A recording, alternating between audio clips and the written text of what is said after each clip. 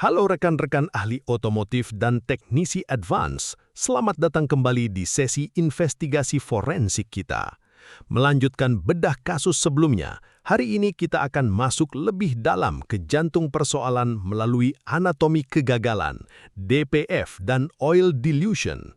Di sesi ini, kita tidak hanya akan membahas gejalanya, tetapi mengupas tuntas kaskade atau reaksi berantai dari mekanisme post-injection, bagaimana pelumas mengalami degradasi molekuler hingga bermuara pada mimpi buruk terbesar setiap mekanik, engine runaway. Perhatikan visual matriks sarang lebah katalisator di layar Anda. Ini adalah medan pertempuran termal yang jika gagal dikelola akan menghancurkan blok mesin Anda dari dalam. Siapkan catatan Anda, karena kita akan membedah proses mekanis dan kimiawi ini secara sangat komprehensif. Mari kita mulai analisis mendalam dari berkas diagnostik OP77A ini. Mari kita mulai dari dasar ekosistem after treatment atau pengolahan emisi gas buang. Sistem diesel modern bergantung pada equilibrium termal yang sangat presisi. Perhatikan diagram aliran gas buang ini. Filter partikulat atau DPF memiliki satu fungsi mekanis utama, menangkap dan memenjarakan jelajah atau soot mikroskopis agar tidak mencemari udara. Namun, jelajah ini lama-kelamaan akan menyumbat filter. Solusinya adalah fitur regenerasi aktif, yaitu proses pembakaran tumpukan jelajah secara periodik. Untuk melakukan ini, komputer mesin menuntut sebuah syarat mutlak. Sistem harus mencapai target suhu regenerasi ekstrim di angka 600 derajat Celcius. Di bawah suhu tersebut, sistem pengolahan emisi ini hanyalah sebuah bom waktu penyumbatan. Menjaga suhu pembakaran yang ideal ini adalah kunci utama agar keseimbangan ekosistem knalpot tetap terjaga dan mesin bisa bernafas dengan lega. Lalu, bagaimana mesin memanaskan knalpot hingga 600 derajat Celcius saat Anda hanya berkendara pelan di perkotaan? Disinilah katalisator sistem mengambil alih melalui mekanisme late post injection. Silakan perhatikan visual dinamika ruang bakar. Secara normal, injektor menyemprotkan solar pada fase kompresi untuk menghasilkan tenaga. Namun saat ECU mendeteksi DPF mulai buntu, injektor dipaksa melakukan semprotan tambahan ekstra tepat di fase pembuangan atau exhaust stroke. Dinamikanya sangat radikal. Solar mentah hasil semprotan kedua ini tidak dibakar di ruang bakar utama.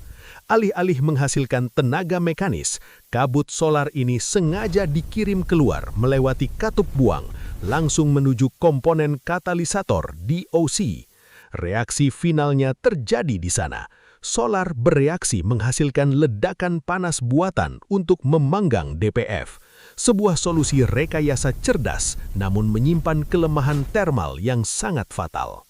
Kelemahan fatal dari late post injection ini melahirkan titik kritis anomali yang kita sebut sebagai cylinder wall wetting atau pembasahan dinding silinder. Mari kita analisis animasinya secara saksama. Saat injektor menyemprotkan solar ekstra di langkah pembuangan, piston sedang bergerak turun menuju titik mati bawah atau TMB. Pada momen kritis ini, tekanan dan suhu termal di dalam ruang bakar telah mengalami penurunan yang sangat drastis. Akibatnya, penguapan kabut solar hasil semprotan injektor terjadi secara tidak sempurna.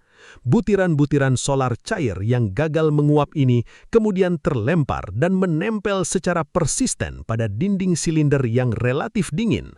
Lapisan tipis bahan bakar cair ini ibarat parasit yang bersarang di dinding ruang bakar, menunggu momentum pergerakan mekanis selanjutnya untuk melakukan invasi mematikan ke bagian terdalam mesin Anda. Invasi kontaminan kini dimulai. Residu solar yang menempel di dinding silinder tadi tidak akan tinggal diam. Memasuki kronologi pengenceran, kita melihat fase penyapuan. Saat piston bergerak naik turun, pergerakan ring piston secara mekanis bertindak layaknya penyapu kaca, menyeret residu solar cair tersebut terus ke arah bawah. Fase kedua adalah penetrasi. Kontaminan solar mentah ini akhirnya lolos sepenuhnya dari blok silinder, menembus batas pertahanan ring piston, dan langsung jatuh menuju karter oli atau oil pan. Di sana, ia bercampur total dengan pelumas mesin. Fase terakhir adalah akumulasi. Kegagalan regenerasi yang berulang-ulang akibat kebiasaan mengendarai jarak pendek memicu penumpukan massa solar cair ini secara tak terkendali. Status sistem kini merah muda. Oil dilution alias pengenceran pelumas telah terdeteksi secara positif di jantung kendaraan. Bagaimana cara kita mendiagnosis anomali ini di lapangan? Terdapat 3 parameter fisik yang wajib Anda periksa secara rutin. Pertama, parameter volume. Tarik dipstick oli mesin Anda.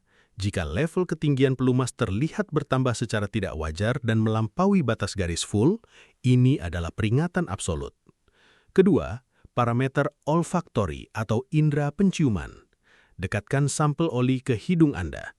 Pelumas yang terkontaminasi akan memancarkan emisi solar yang sangat tajam dan pekat, mengalahkan wangi oli itu sendiri. Ketiga, parameter reologi atau kekentalan cairan. Teteskan oli di jari Anda. Anda akan merasakan viskositasnya mengalami drop drastis. Pelumas terasa jauh lebih encer, merosot seperti air, dan kehilangan resistensi aliran alaminya.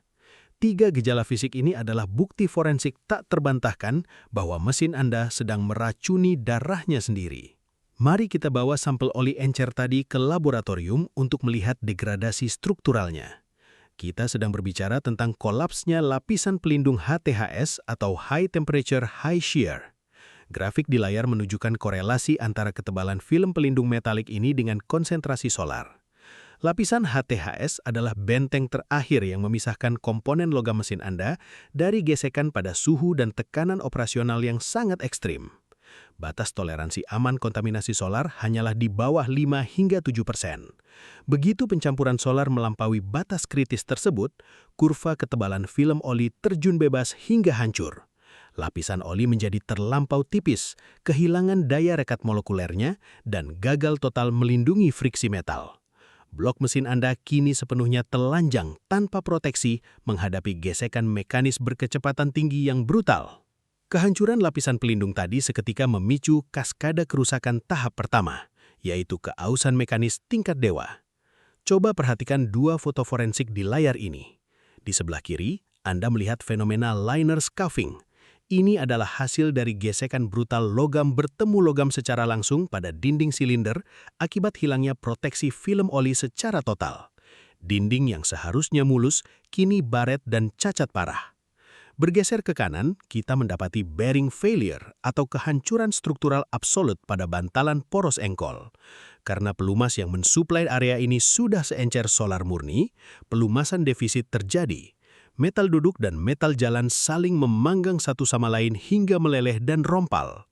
Kehancuran struktural internal ini tidak bisa diperbaiki dengan sekedar mengganti oli. Anda berhadapan dengan vonis turun mesin puluhan juta rupiah.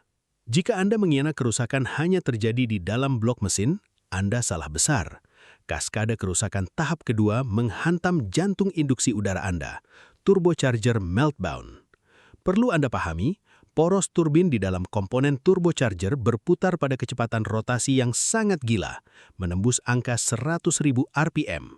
Kecepatan ekstrim ini menuntut suplai pelumasan film oli absolut tanpa jeda sedetik pun untuk mengembangkan porosnya secara hidrodinamik. Ketika viskositas oli mesin Anda hancur oleh kontaminasi solar, bantalan turbocharger seketika mengalami friksi hipertermal. Gesekan tanpa pelumas memicu panas berlebih secara instan. Poros turbin yang memuai karena panas akhirnya macet total atau seized, mengoyak rumah keongnya dan berujung pada kegagalan induksi turbo secara paripurna. Mesin Anda seketika menghilangkan suplai napas utama Anda di tengah jalan, sebuah reaksi berantai yang benar-benar mematikan. Tibalah kita pada skenario terburuk yang paling ditakuti setiap teknisi diesel. Fase terminal bernama engine runway. Perhatikan diagram jalur maut di layar. Ketika volume karter oli sudah terlampau penuh oleh campuran solar, ia akan menciptakan uap bahan bakar yang sangat pekat di bagian bawah mesin. Uap mematikan ini kemudian disedot oleh daya vakum melalui sistem PCV atau Positive Crankcase Ventilation dan ditarik langsung masuk ke dalam saluran intake menuju ruang bakar utama. Dampaknya mengerikan. Mesin tiba-tiba membakar uap oli dan solar ini sebagai suplai bahan bakar ekstra tanpa izin dari komputer ECU. Putaran RPM akan melonjak menembus batas merah secara liar meskipun Anda tidak menginjak pedal gas. Mematikan kunci kontak tidak akan menghentikan hisapan ini. Ini adalah kondisi terminal mesin menghancurkan dirinya sendiri hingga meledak. Lantas, bagaimana cara kita mencegah kaskade kiamat mekanis ini? Langkah pertahanan utamanya terletak pada mitigasi kimiawi pelumas. Mesin diesel modern yang dipersenjatai sistem after treatment DPF menuntut spesifikasi pelumas yang sangat spesifik dan eksklusif. Anda tidak bisa lagi asal memakai oli diesel jadul. Rumus kimia mutlaknya dinamakan low SAPS. Istilah ini merupakan akronim dari kadar sulfated ash atau abu sulfat, fosfor, dan sulfur yang ditekan seminimal mungkin. Mengapa hal ini sangat kritis? Formulasi mutakhir ini dirancang secara khusus untuk mencegah terjadinya penyumbatan permanen pada pori-pori mikroskopis filter DPF oleh sisa deposit abu pembakaran pelumas. Dengan menggunakan formulasi kimia low SAPS, Anda sedang melindungi paru-paru pembuangan mesin Anda dari resiko kebuntuan prematur yang akan memicu siklus injeksi solar darurat tadi. Untuk memastikan oli Anda benar-benar memenuhi kriteria kimiawi ketat tadi, kita harus merujuk pada matriks standarisasi global. Salah satu acuan tertinggi di industri adalah standar Eropa, ACEA3. Pelumas dengan sertifikasi mutlak ACEA3 dirancang secara sangat spesifik untuk kendaraan penumpang modern yang mengadopsi sistem pengolahan emisi komprehensif. Keunggulannya terbagi menjadi dua parameter krusial. Pertama, ash control, di mana kadar abu sulfat dalam racikan pelumasnya ditekan serendah mungkin demi memberikan proteksi dan usia pakai maksimal bagi DPF. Kedua, oxidation resistance. Pelumas standar ini dibekali daya tahan superior dan tingkat stabilitas yang kokoh untuk menahan stres termal serta melawan potensi reaksi kimiawi akibat kontaminasi silang dengan material murni biodiesel. Memastikan hadirnya kode sertifikasi ACEA3 di botol oli Anda adalah sebuah kewajiban teknis. Selain matriks Eropa, pemahaman kita harus mencakup evolusi standar global dari institusi American Petroleum Institute atau API. Dahulu pada era awal penerapan DPF, standar API CJ4 adalah primadona karena mampu beradaptasi dengan bahan bakar rendah sulfur. Namun zaman berubah, dan kita kini berada di era generasi terbaru, API CK4. Evolusi formula mutakhir ini menawarkan perlindungan yang jauh lebih buas.